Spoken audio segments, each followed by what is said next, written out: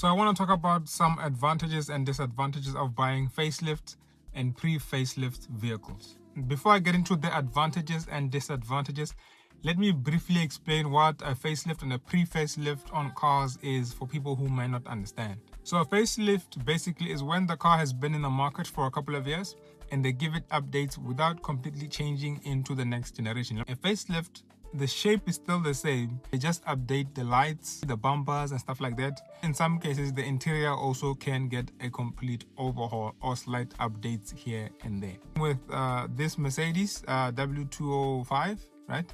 This is the first one, and this is its facelift. The lights are not the same. And even the interior, so just highlight the differences. Same goes with the BMW, but even though the BMW in terms of looks, it's more the rear than the front, because to me they look pretty much the same. But the rear ones, the lights aren't the same. So a facelift can, like I said, can range from anything from just changing the looks, and it can be heavy changes like gearboxes, engines and stuff like that. So that's where we get to the advantages, right? Like on the Golf 7 and the 7.5, the gearboxes on the 7.5s, I don't want to get too technical. The gearboxes on the 7.5s are much better than the first gen Golf 7 GTI because they know they were problematic. So they revised them and made them better. Right? Same goes with the BMW. The engines on the first generation of the F30s were not the most reliable, especially the 4-cylinder petrol ones, and not just 6-cylinder ones as well, right?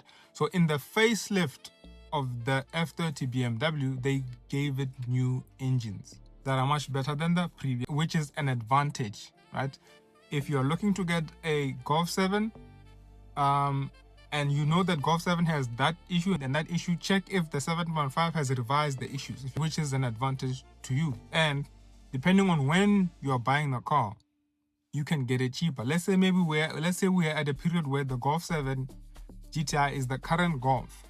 It's the current new Golf on the showroom floors. When the 7.5 comes out, the 7 will still be new, but it will be cheaper because they want to clear out stock to make room for the new 7.5s. Same goes to any other car that has a facelift. I would say 99.9% of vehicles do have facelifts.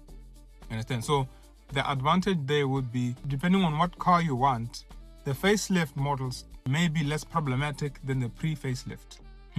But another thing is that whenever a car is at a facelift level, it means that the shape, the generation, is about to go out of production and a new generation is coming. Remember what I said, a facelift is when a car has been in the market for a while and they give it an update without changing what? Generations. So again, I go back to the Golf 7. The 7, the 7.5, right? They are same generation. The next generation would be the Golf 8, right? The F30, the pre-facelift and the facelift. Still F30. So the next generation would be the G20. W205, pre-facelift, facelift, next generation would be W206. You understand? Yes.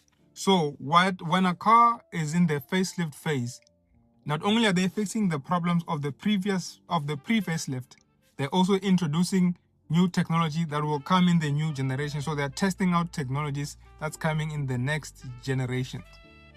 And new stuff can be faulty, which is now where we talk about the disadvantages of buying a facelift. It will most likely have new tech, and that new tech is what's going to come in the new generation. That's how they test out new stuff as well. So basically, in a nutshell, advantages are the pre-facelift may have issues and they may be fixed in the facelift. And it's going to be cheaper depending on when you're buying the facelift. Also, it can be cheaper when you are buying a 7.5 and the 8 is about to come out. The 7.5 is going to be cheaper. So, like, same goes to every other car that has a facelift, meaning that it's in the end of its production years and the new one is coming out. The disadvantage, I guess, they're testing out new tech for the new car, so that new tech can have problems. Just be aware. But the main thing to take away without confusing you is that in most cases, the facelift tends to be better than the pre-facelift in terms of tech. Sometimes in terms of looks, but looks are subjective. But in terms of fixing problems that the pre-facelift has, most likely the facelift model has fixed out issues. Just like I said with the BMWs, the F30, the first gen F30s were problematic, especially on the 4-cylinder petrol engines and also the 6-cylinder ones, the 335s. That's when they tested out the B48 that is in current BMWs right now that are 4-cylinder petrol, which is much better than the previous engine that they had. I just forgot the engine code. And also the 6-cylinder on the facelift F30, which has the B58, is much more reliable because they know the issues that the pre-facelift has, and then they fixed it in the facelift. And they are also testing the B58 to put it in the G series. That's my advice for you. Whatever car you want to buy, is it a facelift? Is it a pre-facelift? If you're going to buy a pre-facelift, does it have issues that you feel like are too much for you?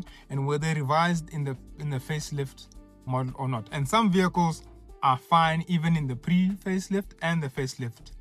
So not all cars have crazy problems that need to be addressed, but some do. Just whatever car you want to buy, do your research on what's going on with it. Is it a facelift? Is it a pre-facelift? Does that matter to you, right? And if that does matter to you, what are you looking for in terms of getting the pre-facelift or the facelift?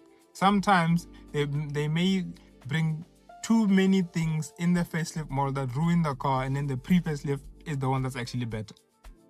So just check what's happening there with the type of vehicle you want to buy. Hope I make sense. Stay tuned for more car related content.